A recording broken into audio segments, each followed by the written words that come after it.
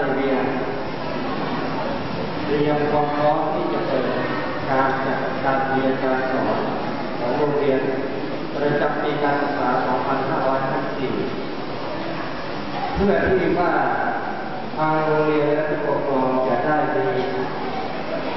ความคิดมีแนวทางที่จะให้นักเรียนได้เรียนในปีการศึกษาเป็นไปในทิศทางเดียวกันตามความต้องการของผู้ปกครองและการจัดการเรียนการสอนของครูเป็นไปในทิศทางที่ผู้ปกครองพึงพอใจจึงได้เชิญท่านผู้ปกครองมาประชุมและรับนโยบายของทางราชการในวันนี้โอกาสนี้เป็นเวลาอันสมควรเป็นเวลาที่เหมาะสมขอเปิดการประชุม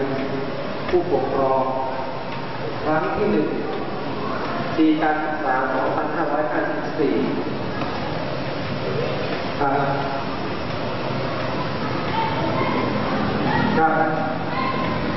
เปิดเป็นทางการแล้วก็ขอผู้กำเนิดกับผู้เฮาในเนาะ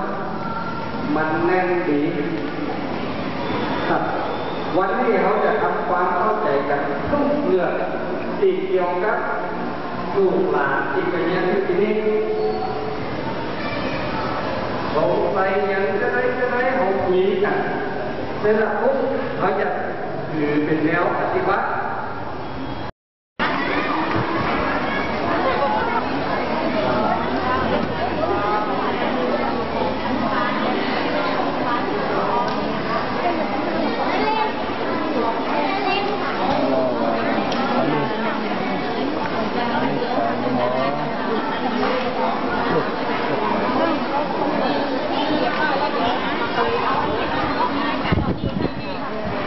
ดีใจแล้วคืออย่างว่าแล้วเดี๋ยวไปหาการเงินของใครนี่เจ้า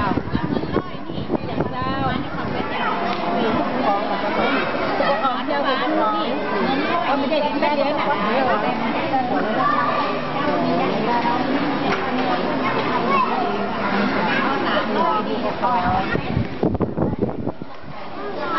เอาไปเซ็ตวันที่เข้า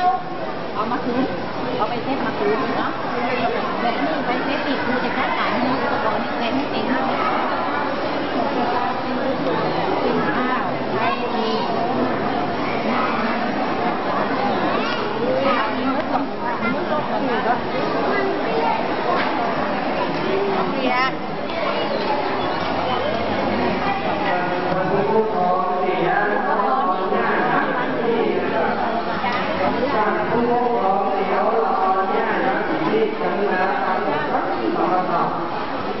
ปฏิบัตินี่นะครับเดี๋ยวเราย้ายจากโรงเรียนอื่นมาเนี่ยการจ่ายเงินเนี่ยบางโรงเรียนจ่ายก่อนปิดเทอมบางโรงเรียนจ่ายต่อนี้ถ้าหากว่านักเรียนที่ได้รับจากโรงเรียนเก่ามาแล้วเนี่ยถ้ามารับเนี่ยจะต้องได้คืนเงินทีหลังเนอะได้คืนเงินทีหลังเนอะถ้าหักตอนแรกถ้าเราไปได้ชื่อตามที่ผมว่าได้เลยถ้าหักก็ได้นะครับแต่ถ้าย่างหาอะไรก็ได้ตามกันเลยนะใจครับจะได้เสียจากด้อยนะจ๊ะคือแล้วนะจ๊ะ